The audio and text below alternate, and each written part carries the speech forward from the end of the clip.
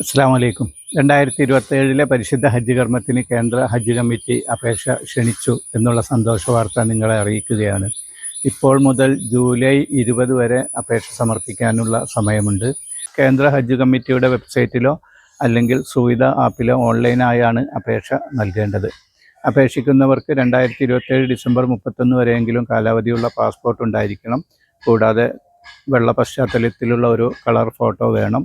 Bank രേഖകൾ അറിയുന്നതിനു വേണ്ടി cover ഹെഡിൻ്റെ cancel ചെയ്ത ചെക്ക് ലീഫോ അല്ലെങ്കിൽ പാസ്ബുക്കിൻ്റെ കോപ്പിയോ അപ്ലോഡ് ചെയ്യേണ്ടതാണ്. പാസ്പോർട്ടിൽ നിന്നും വ്യത്യസ്തമായ വീട്ടഡ്രസ്സ് ആണ് ഉള്ളതെങ്കിൽ അത് തെളിയിക്കുന്നതിന് വേണ്ടി ആധാർ പോലെയുള്ള ഏതെങ്കിലും രേഖകളുടെ കോപ്പി കൂടി സ്കാൻ ചെയ്ത് അപ്ലോഡ് ചെയ്യേണ്ടി വരും. അപേക്ഷകരെ 4 കാറ്റഗറിയായാണ് കണക്കാക്കുന്നത്. അതായത് 65 വയസ്സ് കഴിഞ്ഞവർക്ക് ഒരു കമ്പാനിയൻ്റെ കൂടെ അപേക്ഷിക്കുകയാണെങ്കിൽ അവർക്ക് മുൻഗണന ലഭിക്കും. 45 വയസ്സിൻ്റെയും 65 വയസ്സിൻ്റെയും ഇടയിലുള്ള ലേഡീസ് വിത്തൗട്ട് മെഹ്റം ഗ്രൂപ്പിനും മുൻഗണന ലഭിക്കും. കൂടാതെ 2026 ഹജ്ജിന് അപേക്ഷിച്ച് വെയിറ്റിംഗ് ലിസ്റ്റിൽ ആയിരുന്നവരിൽ നിന്ന് തുടർന്നുള്ള 20% ആളുകൾക്ക് കൂടി മുൻഗണന ലഭിക്കുമെന്നാണ് അറിയുന്നത്. ബാക്കിയുള്ള എല്ലാ അപേക്ഷകരെയും ജനറൽ ലിസ്റ്റിൽ ഉൾപ്പെടുത്തി നറുക്കെടുപ്പ് ഉണ്ടായിരിക്കും. നറുക്കെടുപ്പ് ജൂലൈ അവസാനത്തോടു കൂടി നടക്കും എന്നാണ് അറിയുന്നത്. ഇങ്ങനെ നറുക്കെടുപ്പിൽ സെലക്ഷൻ കിട്ടിയവർ ഓഗസ്റ്റ് 10 മുമ്പായി ആദ്യ ഗഡുവായി ഓരോ തീർത്ഥാടകനും 1,52,300 രൂപ ഹജ്ജ് കമ്മിറ്റിയുടെ അക്കൗണ്ടിൽ അടയ്ക്കേണ്ടി വരും. യാതൊരു കാരണവശാലും ഈ തീയതികൾ നീട്ടുന്നതല്ല എന്ന് ഹജ്ജ് കമ്മിറ്റി പ്രത്യേകം അറിയിക്കുന്നുണ്ട്. അതുപോലെ എല്ലാ കാര്യങ്ങളും പഠിച്ച ശേഷം മാത്രമേ അപേക്ഷ സമർപ്പിക്കാവൂ.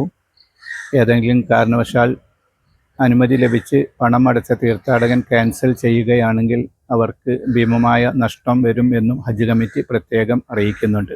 ഇത്തവണയും 40 ദിവസം നീണ്ടു നിൽക്കുന്ന ജനറൽ പാക്കേജും 20 ദിവസത്തെ ഷോർട്ട് പാക്കേജും ലഭ്യമാണ് എന്ന് ഹജ്ജ് കമ്മിറ്റി അറിയിച്ചിട്ടുണ്ട്. ഷോർട്ട് പാക്കേജിന് ആകെ 10,000 ആളുകളെ ആയിരിക്കും ഇന്ത്യയിൽ നിന്ന് കണക്കാക്കുന്നത്.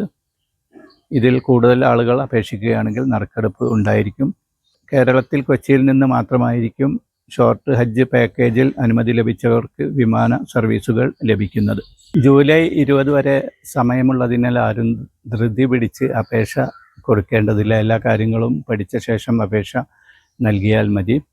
ഹജ്ജ് അപേക്ഷയുടെ മുഴുവൻ കാര്യങ്ങളും ഉൾപ്പെടുത്തി കൂടുതൽ വിശദമായ ഒരു വീഡിയോ ഞാൻ അടുത്ത ദിവസം അപ്ലോഡ് ചെയ്യുന്നതായിരിക്കും ഇൻഷാ അല്ലാഹ്. ഉദ്ദേശിച്ച എല്ലാ തീർത്ഥാടകർക്കും മഖബൂലും മബ്റൂറുമായ ഹജ്ജും ഉംറയും നിർവഹിക്കാൻ അള്ളാഹു തൗഫീഖ് ചെയ്യട്ടെ. ആമീൻ.